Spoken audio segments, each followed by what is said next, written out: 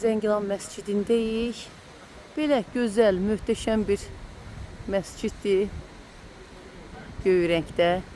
Hava da bulutludur, biraz görüntünü əksildir, amma olduqca gözəl bir mənzərə var burada və dediyim kimi Zəngilan məscidi 2021-2024-cü illərdə Heydər Əliyev fondu tərəfindən inşa olunub, əziz tamaşaçılar, və sağında isə Zəngilanın köhnə məscidi durur.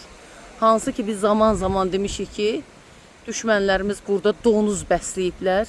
Bax, bu həmin bu məsciddir. Yəni indi inşa olunan məscidin sağında qədim, belə deyək, Zəngilan məscidi. Yəni rayon işğal olunmazdan əvvəl insanlar bu məscidə gələrdilər, namazlarını qılardılar, dualarını edərdilər. Sonra işğal dönəmində ta 30 il ərzində bax bu məsciddə o qırılmışlar, donuz bəsləyiblər. İndi mən içəri keçəcəm, adamlarımız içəridə var və maraqlı stendlər də var burada. Aha.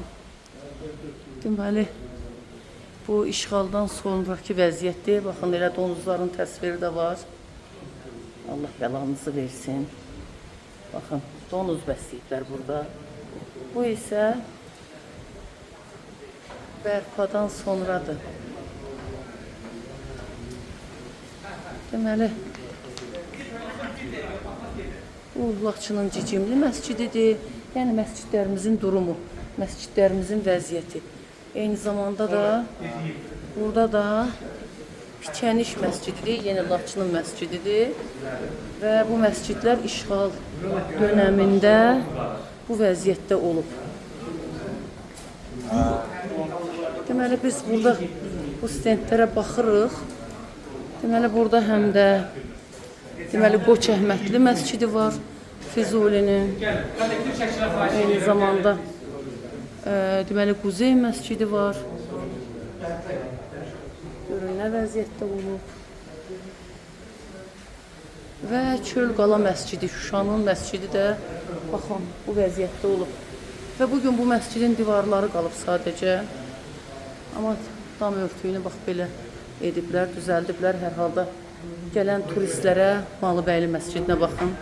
Gələn turistlərə hər halda göstərirlər ki, erməni vandalları bu məscidi necə viran qoyublar. Qiyaslı məscididir Ağdamın və dediyim kimi, əziz dostlar, Ağdamın Cümə məscidi və bu da elə məscidlərimizdə necə donuzları bəsləyiblər. Hər halda tarix hər şeyi öz yerinə qoyur. Tarix hər şeyi öz yerinə qoyur. Bugün dediyim kimi, baxın, buradan artıq pəncərəsindən də baxanda biz bir gözəl məscidi görürük. Bu məscid bugün Zəngilanlıların yeni məscidi olacaq. Allah dualarınızı qəbul etsin deyirəm. Allah dualarınızı qəbul etsin. Amin inşallah.